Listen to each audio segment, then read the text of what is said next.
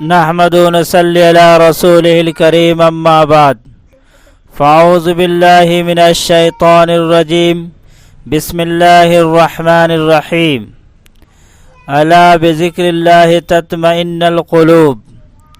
خوب سمجھ لو کہ اللہ کے ذکر ہی سے دلوں کو اطمینان حاصل ہوتا ہے۔ وما اصابکم من مصیبت فبما کسبت ایدیکم وَيَعْفُو عَنْ كَثِيرٍ، اور تم تو اے گنہگارو جو کچھ مصیبت تم کو پہنچی ہے وہ تمہارے ہاتھوں کے کیے ہوئے کاموں سے پہنچتی ہے، اور بہت سے تو درگزر ہی کر دیتا ہے۔ وقال النبی صلی اللہ علیہ وسلم ایاک والمعصیہ فإن بالمعصیۃ حل سخط اللہ، گناہ سے بچو کیونکہ گناہ کی وجہ سے اللہ تعالیٰ کی ناراضگی کا نزول ہوتا ہے۔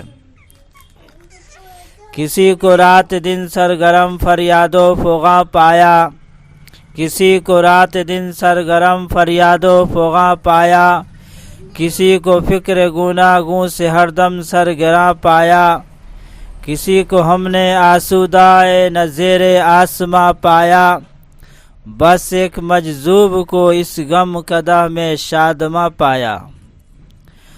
محترم بزرگوں بھائیوں، آج دنیا میں ہر عقل مند اور ہوشیار آدمی راحت و سکون چاہتا ہے۔ جو ہم دیکھتے ہیں کہ کوئی اقتدار اور بڑے بڑے عہدوں کا طالب ہے، کوئی دولت کا پرستار ہے، کوئی گھر بنانے کی فکر میں ہے، تو یہ لوگ بھی حقیقت میں خوشی اور سکون کے طلبگار ہیں۔ یہ الگ بات ہے، ایک سمجھتا ہے کہ مجھے راحت اور خوشی تخت و تاج اور بادشاہت اور منترالیہ سے ملے گی، دوسرا یہ سمجھتا ہے کہ مجھے سکون دولت کے انبار سے ملے گی، تیسرا آدمی یہ سمجھتا ہے کہ مجھے قلبی اطمینان گھر کے بسانے اور بچوں کی معصوم شرارتوں سے حاصل ہوگی۔ الغرض سب کا مقصد یہی ہے کہ قلبی سکون حاصل ہو جائے، لیکن اس کے باوجود دل کا سکون بہت کم لوگوں کو حاصل ہے۔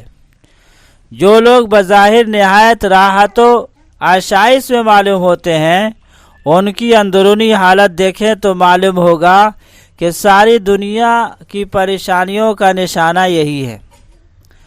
تو حقیقت میں دنیا داروں میں کوئی بھی آرام میں نہیں ہے، اندرونی حالت سب کی پریشان ہے، اس واسطے کہ دنیا کی حالت یہ ہے کہ ایک آرزو ختم نہیں ہوتی کہ دوسری شروع ہو جاتی ہے، اور تقدیر پر راضی ہے نہیں تو ہر کام میں چاہتا ہے کہ یہ بھی طے ہو جائے اور وہ بھی ہو جائے، اور سب امیدوں کا پورا ہونا دشوار ہے۔ حالانکہ آج کے انسان کو راحت و آشائش کے وسائل اور سامان حاصل ہیں جن کا اس کے آباء و اجداد نے تصور بھی نہیں کیا ہوگا۔ یہ فراٹے بھری کاریں، یہ دنوں کا سفر گھنٹوں میں طے کرنے والے ہوائی جہاز، یہ نرم گداز گدے، یہ فریجیں اور ایئر کنڈیشن، یہ ساری چیزیں ہمارے آباء و اجداد کو کہاں حاصل تھیں، لیکن اس کے باوجود وہ ہمارے مقابلے میں زیادہ پرسکون زندگی گزارتے تھے، اور ہم راحت کے تمام اسباب کے حاصل ہونے کے باوجود آج مضطرب اور پریشان ہیں۔ بلکہ صورتحال یہ ہو گئی ہے کہ جن لوگوں کو زیادہ آشائش سے حاصل ہیں وہ اور بھی زیادہ پریشان ہیں۔ شاید آپ جانتے ہیں بالی ووڈ عیش پسندوں کے لیے بڑی جنت ہے، حالانکہ اخبار اور میڈیا کے ذریعے بات ہم تک پہنچ چکی ہے کہ دنیا کی ہر آشائش کو پا لینے کے باوجود آج اکتاہٹ کا شکار ہیں۔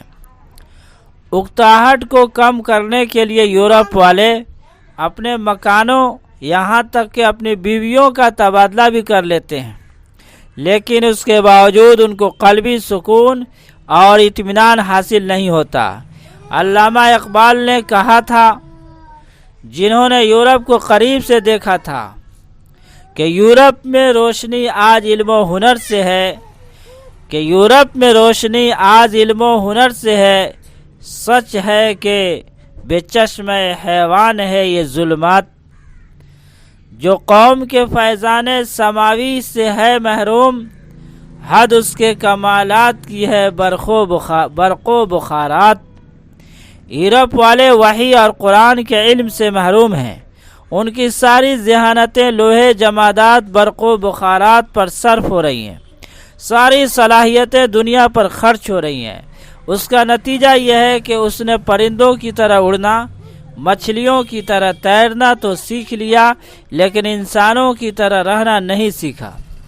عبد الرحمن اموی جو اسپین میں 50 برس تک بادشاہ کی حیثیت سے حکومت کرتا رہا، لیکن جب دنیا سے رخصت ہوا تو لوگوں سے کہتا تھا کہ میں نے پوری زندگی میں صرف 14 دن سکون کے دیکھے ہیں۔ آج بڑے بڑے سرمایہ داروں کا یہ حال ہے کہ انہیں کاروبار اور دوسری پریشانیوں کی وجہ سے راتوں کو نیند نہیں آتی، اور نیند کو لانے کے لیے وہ دوائیوں کے بغیر سو نہیں سکتے۔ کسی کا خیال ہے کہ اگر انسان کی جنسی خواہش پوری ہو جائے تو اس سے سکون مل سکتا ہے، چنانچہ یورپ میں جنسی خواہشات کے لیے زنا کو عام کر دیا گیا ہے۔ زناکاری اور لواطت کو قانونی تحفظ حاصل ہے۔ باہمی رضامندی سے جب چاہیں، جہاں چاہیں، جس سے چاہیں زنا ہو سکتا ہے۔ وہاں بیویوں کا آپس میں تبادلہ ہو سکتا ہے، عورتیں وہاں کرائے پر مل جاتی ہیں۔ انڈیا پانا سینٹ میں ایک شہر آباد ہے جس میں چھوٹے بڑے مرد عورت سب مادر ذات دنگے رہتے ہیں، لیکن اتنی آزادی کے بعد ہر 2 منٹ میں قتل ہوتا ہے، ہر 10 منٹ پر زنا بالجبر کیا جاتا ہے۔ سویڈن یورپ کے نقشے پر ایک ملک ہے جہاں کھانا فری، راشن فری، سیکس فری، ہر چیز وہاں فری ہے، لیکن یہ رپورٹ آ رہی ہے کہ سب سے زیادہ خودکشی وہی کے لوگ کرتے ہیں، سوسائڈ وہی کے لوگ کرتے ہیں۔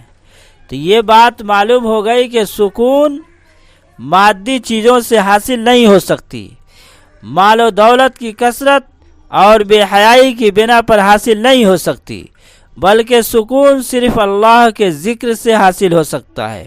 الا بذکر اللہ تطمئن القلوب، کہ چلتے پھرتے مسلمانوں کو ذکر کی عادت ڈالنی چاہیے، اور یہ خیال ہونا چاہیے کہ اللہ تعالی ہمارے سارے کرتوتوں سے آگاہ ہے۔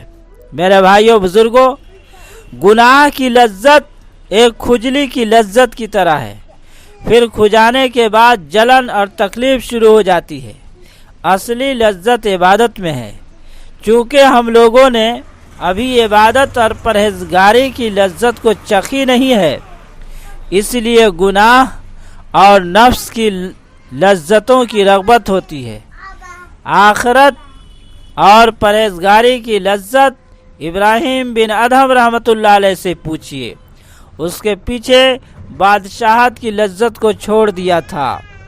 حضرت عمر بن عبدالعزیز رحمۃ اللہ علیہ سے اس لذت کے بارے میں پوچھیے کہ اس کے پیچھے انہوں نے بادشاہی کپڑے پہننے چھوڑ دیے تھے اور غریبوں کے جیسے کپڑے پہننے شروع کر دیے۔ شروع میں 1 ہفتہ تک تقوی اور پرہیزگاری سے اپنے وقت کو گزاریں، اس کا اندازہ آپ کو خود معلوم ہو جائے گا کہ دل میں تقوی کی بیج کس طرح لگتی ہے اور اس میں پھول اور پودے کس طرح لہلہاتے ہیں۔ عبادت میں دل نہیں لگتا، مسجد میں دل نہیں لگتا، تلاوت قرآن میں ہمیں دل نہیں لگتا، ذکر اللہ کی عادت نہیں بنتی کیونکہ اس پر ہم محنت نہیں کرتے۔ دمشق میں ایک شخص عبدویہ نامی تھا۔ ایک بار سفر کی حالت میں اس نے جنگل میں ایک شخص کو بوریا پہنے حمد و ثنا کرتے ہوئے دیکھا تو اس نے پوچھا، کس نعمت کا شکریہ ادا کرتا ہے؟ ظاہر میں کوئی میں خدا کی نعمت تجھ پر نہیں دیکھتا ہوں۔ تو کہنے لگا، سنو، میں مسلمان ہوں، نبی کریم صلی اللہ علیہ وسلم کے امت میں ہوں، تندرست ہوں، زبان کو ذکر اللہ کی قدرت حاصل ہے۔ مردار دنیا سے دور ہوں، مجھے اس کی تمنا نہیں ہے۔ اب دیا رویا اور اپنا مال اللہ کی راہ میں صرف کر کے یاد الہی میں مصروف ہو گیا۔ اس طرح کی ہزاروں مثالیں ہیں جنہوں نے دوسروں سے عبرت حاصل کی اور خود نیک اور دیندار بن گئے۔ تو ہمیں اور آپ کو چاہیے کہ اللہ تبارک و تعالیٰ کے ذکر کا مزہ حاصل کرنا ہے تو اپنے نفس پر کنٹرول کرنا چاہیے۔ اپنے نفس کی اور دل کی حفاظت کرو۔ اللہ تبارک و تعالیٰ تمہارے دلوں کے اندر وہ نور اور روشنی ڈالے گا کہ دنیا کی تمام چیزیں اس کے سامنے ہیچ محسوس ہوں گی، اور دنیا کی ساری چیزیں ہمارے لیے ایک مردار کی حیثیت معلوم ہوں گی، اور ذکر میں جو مزہ آئے گا وہ بڑے سے بڑے سویٹ اور مٹھائی میں اور بڑی سے بڑے عمدہ چیزوں میں تمہیں وہ چیز میسر نہیں ہوگی۔ اللہ تبارک و تعالی ہم سب کی اصلاح فرمائے۔ وما علینا الا البلاغ۔